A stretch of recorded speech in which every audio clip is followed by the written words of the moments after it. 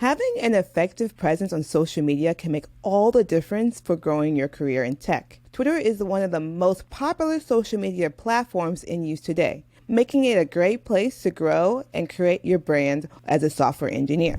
Hi everybody, it's your host Samantha and Tricia, and we're back with another episode that you don't want to miss on the Deeper Than Tech podcast, where we talk about how to grow your career in an industry that was not designed with us in mind. We'll be diving deep into this topic, but before we do, if you're loving this podcast so far, make sure you head over to Apple Podcasts and give us a 5-star review.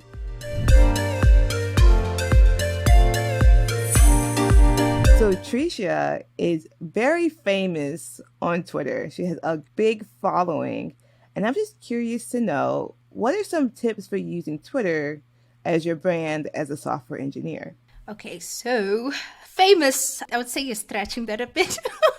I wouldn't say I'm famous. No, you're definitely famous.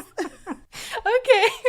But to answer your question, so my tip is that you share what you're learning. So you bring attention to yourself by sharing to the world what you are learning and how you're learning it. And so how I did it in the first place was that I joined communities, tech communities, to learn from other people, to learn how to code. And once I did that, I also developed this want to share what I'm learning. And once I shared what I was learning, what I was doing, what I was building, a lot of people saw what I was doing and they became attracted to the content that I was bringing out. And so that built my brand for being someone who builds CSS arts, because that's how I started. I used to build CSS arts. I used to build websites with CSS and JavaScript. I shared those things, and that built my brand as a, like a beginner, a learner, someone who's new in front-end development. And a lot of people came to know me as Tricia, the CSS girl, because that's what I used to share. And so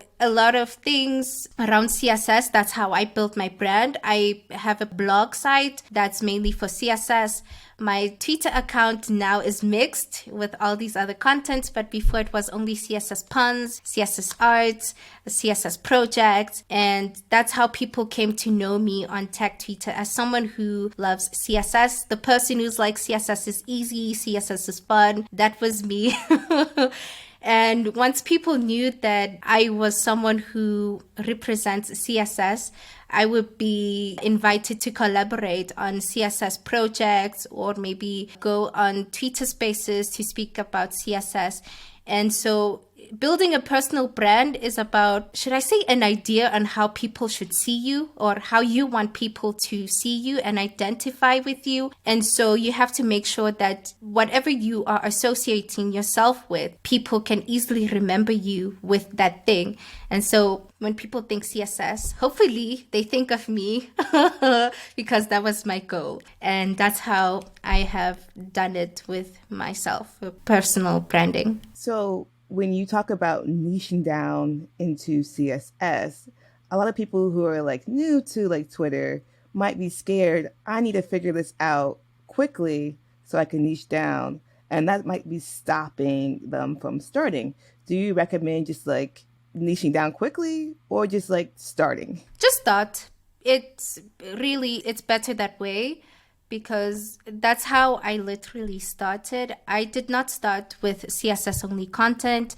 I started with 100 days of code and sharing my progress using 100 days of code. And after that, I started sharing HTML and CSS projects. And after that, I shared threads, and I saw that threads don't actually work well for me. And, it's a whole process. I didn't up and go and start with CSS on Twitter. It just happened that while I was learning how to code, how to be a front-end developer, that I discovered that, I love CSS. I really love CSS. And a lot of people don't love CSS. They find it difficult. They find it tedious. They find it annoying.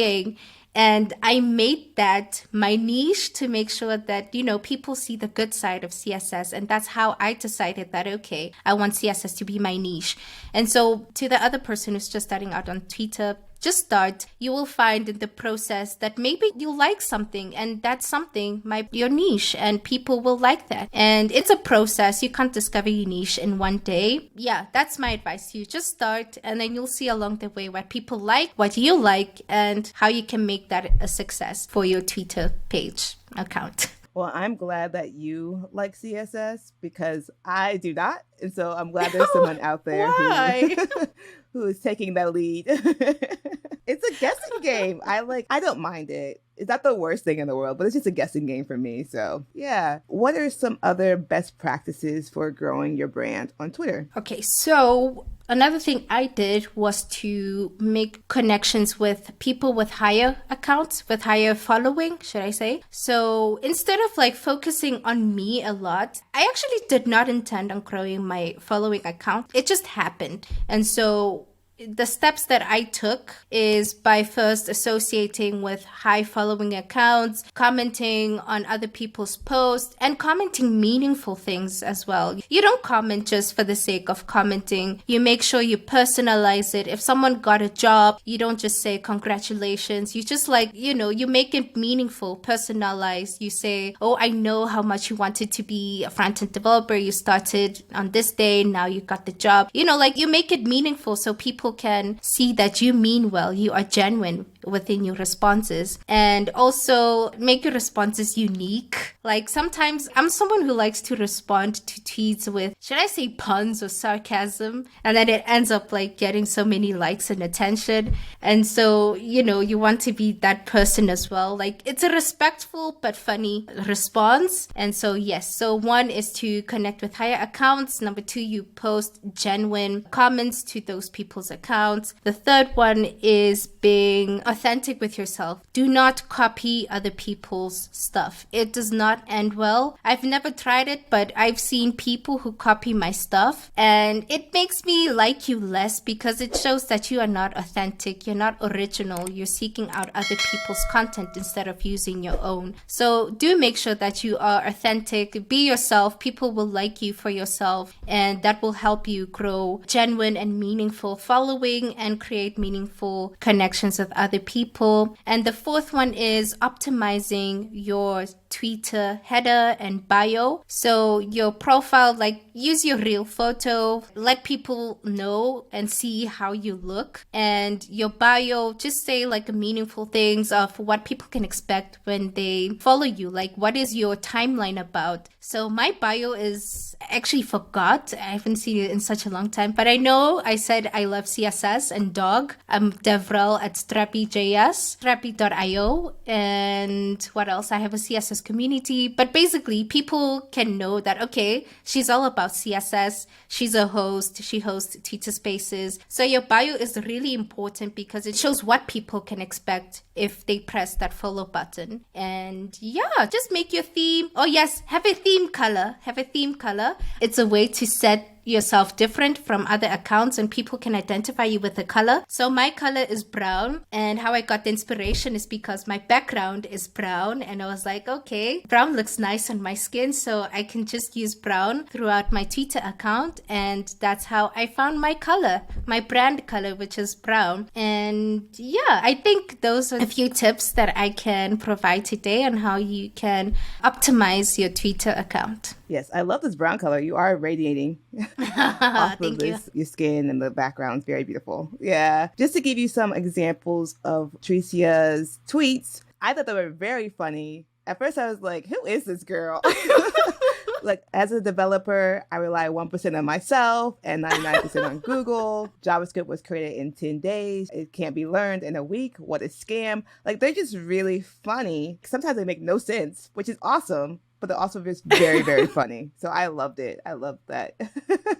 So as a software engineer, how can we use Twitter to help grow our career? Ooh, okay. So I think someone has mentioned it before that Twitter is becoming your new CV, your new resume. So when you share what you are learning, what you are building, what you are contributing to in terms of open source, then people can see the sphere of influence that you have reached within those fields, and people can see what you are building, how you are growing as well, and that also does attract potential hires from people who want to hire you or to collaborate with you, because it's building up your career. It's building up the footprint of where you have been, because you are leaving what you are building online for everyone to see. And so people are witness to what you're building as a developer, as a software engineer. And it's like a footprint for your career as well. It's a resume, basically. That's all I can say. So if people can see what you've built, they are witnessing that, okay, you are building this, you know how to build this, you're investing this much time, you're posting about your project, this and this, what's happening. And so it's an eye-opener to people who would want to hire you to work for them, because your career, you're putting it out there to people who are interested to work with you. And I'd say that's important. Yeah, it's basically important. It's building your resume online, on social media, through your personal branding. That's awesome. Yeah, I tell people that usually you network to get a job. You don't really apply to jobs because your resume gets stuck in the bucket. But if you network, which is also like a thing you could do on Twitter, it's a lot easier to get a job. A lot of times companies, when two candidates are up for like hiring and they're not sure which one to choose, sometimes they're going to go with the person who has kind of more of a bigger following, just because it helps the company grow as well. Because like social media is like marketing 101 at this point. So having a good following or a good brand on Twitter, because you don't have to have a lot of followers to have a good brand on Twitter, but it's very important when it comes to like hiring and networking. The next question that I have for you is, how often should you tweet on Twitter, and should you only be tweeting tech related stuff if you want to have a software engineering brand? Okay, so that one is up to you personally. It's your personal decision. With me, as you can see, I don't share anything concerning my personal life, because that's not what I want to use my Twitter account for. I only use my Twitter account for tech related things. It's only tech stuff, and that's how I want it to be. And so someone else might want to show off a bit of tech side and their personal life, but it's truly up to you concerning that, because you also have to remember that, as I've mentioned before, I said that your bio should be a little, should I say, a preview of what people can expect when they follow you. And so if you posted that you maybe software engineer, I love JavaScript, I code projects contributing to open source, then people might expect to see you posting and retweeting things concerning open source, JavaScript, building in public, and all that stuff. So you have to like incorporate what your bio says and what you are posting on your timeline. So it truly depends on you. If you want to share anything else that is not tech related, I can't say anything about that. For me, I just like to post tech stuff, not personal stuff, and that's how it is. And then coming to how many times you should post a day, that it's more about quality over quantity, because you can post a lot of times, but will your post be like valuable? You know what I mean? You can post as many times as you want, but is it valuable information? Is it something that's going to, I don't know, help people? Will people like it? Yeah, so it's more about, you can post like once a week, but if you post once a week and your tweets are actually valuable things that help people, then it's worth the wait, honestly. And so when it comes to posting, how many times you should post, it's all about quality over quantity. You can post as much as you like, that's on you, but if you want to attract people, perhaps myself, I don't like to follow people who post a lot of things that have no meaning. And so it's important to post quality stuff, things that you know is going to positively affect the other person who's reading your message. And yeah, basically post what you would like to see, what you would like someone else to do if they were following you. So that's all I can say on that. No, that's very good advice. Thank you so much again for joining us on the Deeper Than Tech podcast. Until next time, bye. Bye. Enjoy your day.